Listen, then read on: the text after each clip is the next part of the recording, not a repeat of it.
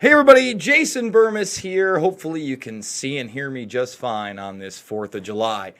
So here's the deal.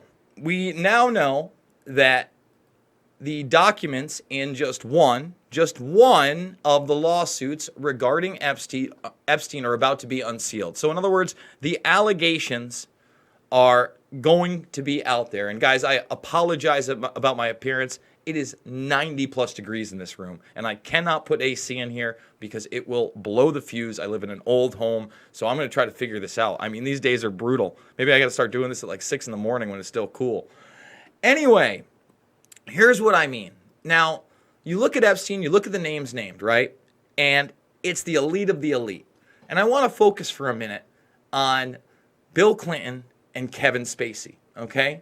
So if you check out Bill Clinton and Kevin Spacey's relationship, it's a long one. It is a very, very long one. We're not talking about like, oh, we were buddies for a couple years. And they were on those flight logs, okay? Now, one of the things that's really interesting to me about this relationship, right? And again, it spans decades, is that eventually Kevin Spacey will play kind of an offshoot of Bill Clinton in House of Cards. David Fincher, a great director, directed a bunch of those. But I want to talk about that show for a second. Because you got to think back to a time in the 90s when Bill Clinton was president. And just that one sexual scandal and him lying about sleeping with, Monica Lewinsky or doing whatever with Monica Lewinsky, right? That lying on that got him impeached. Okay, he didn't get thrown out of office, but it was a big deal. It was a big scandal. Now, fast forward to the Epstein stuff coming out 10 years ago in Lolita Island and underage girls. Well, that's barely a blip in the news. Meanwhile, Spacey himself on these planes with him ends up being on a show where he largely plays a Bill Clinton type character. A character who comes from the South, who actually physically murders somebody, okay?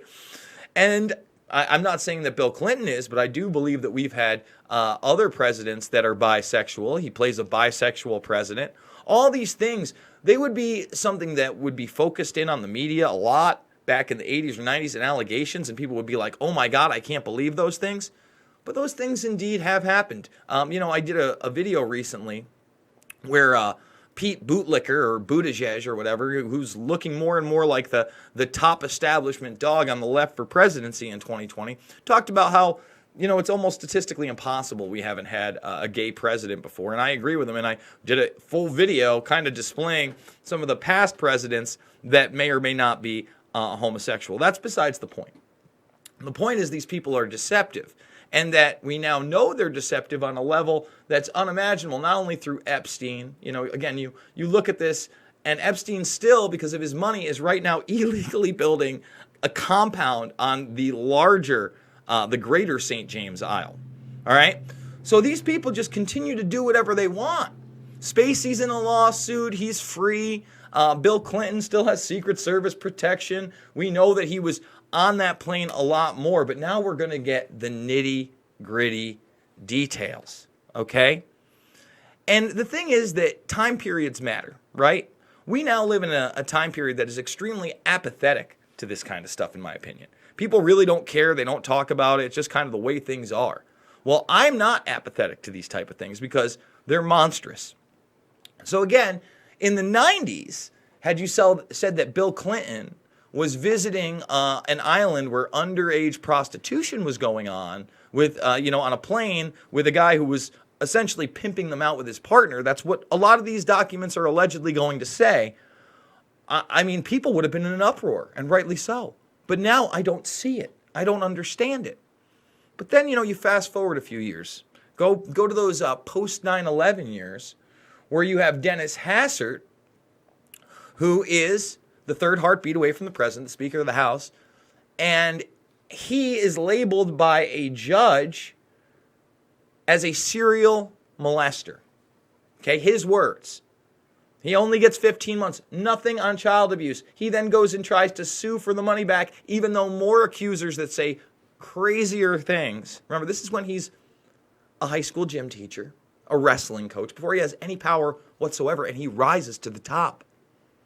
Now, if you said those things and he protected other people like Foley during, the 2004, 5, 6, people would have called you nuts. You're a conspiracy theorist. You're a liar. You're defaming the good name of a politician that cares about the people. And again, that's not what this was ever about. And I wonder, if there are going to be things about some of his buddies in those documents. We'll find out. And now, and by the way, you notice all these people are establishment politicians? Look at Ted Heath. Now, they say they're going to name prime ministers. I'm not sure that this is one of them. This is a little bit older of a scandal from the 70s. But he would have been questioned about abuse claims.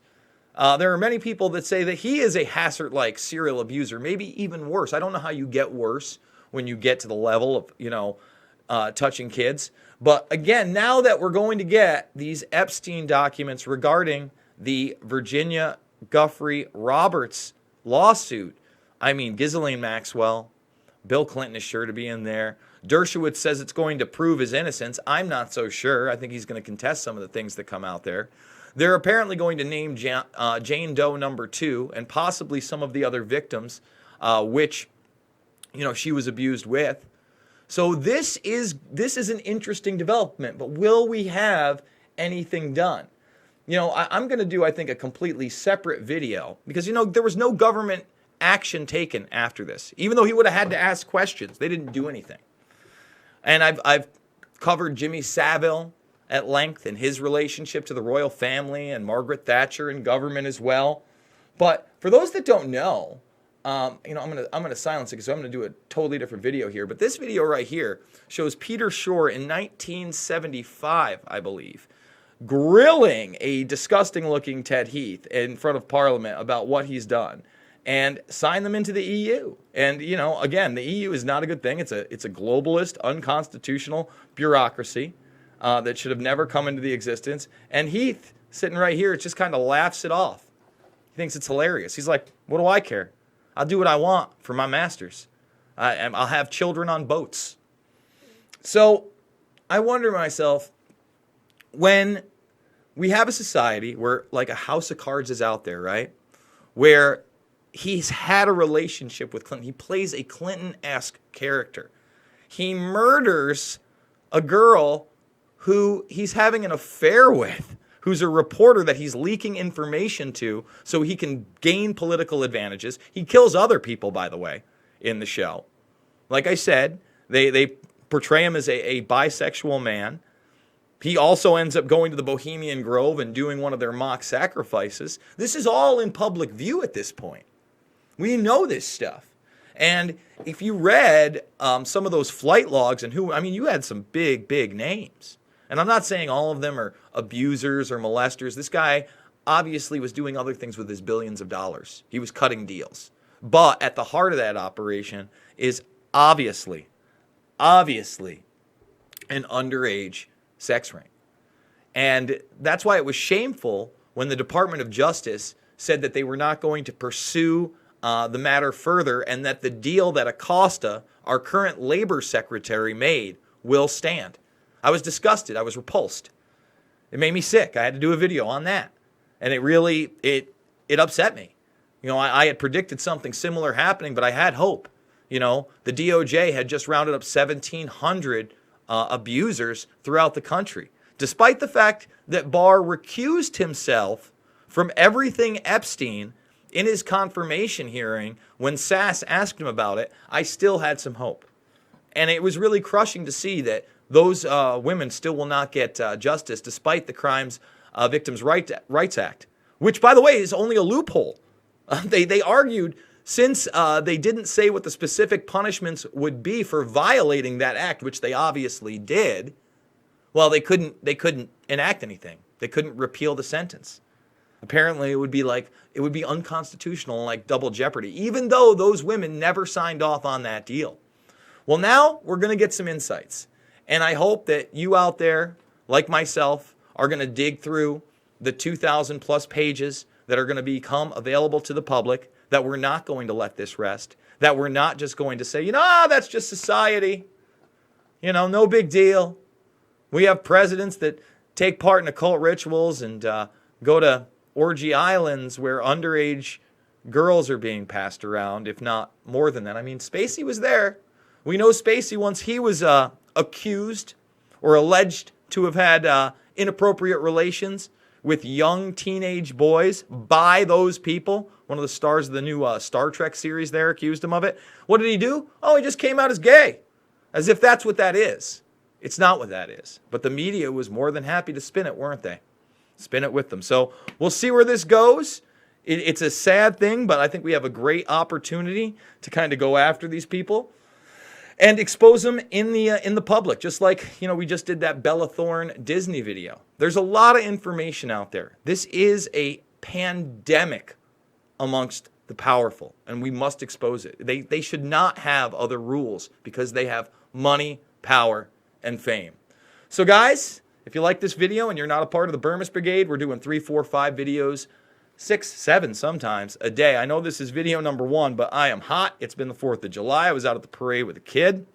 I'm probably going to do a walk and talk after this and do some videos tonight on some other important subjects, including the European Union, Ted Heath signing us into that, and who that guy really was, Sir Edward Heath. Not a nice gentleman, I can promise you that. So make sure you sub, join the Burmese Brigade, ring that bell for notifications, share this on social media, thumbs it up, and I'm doing it on my own, guys.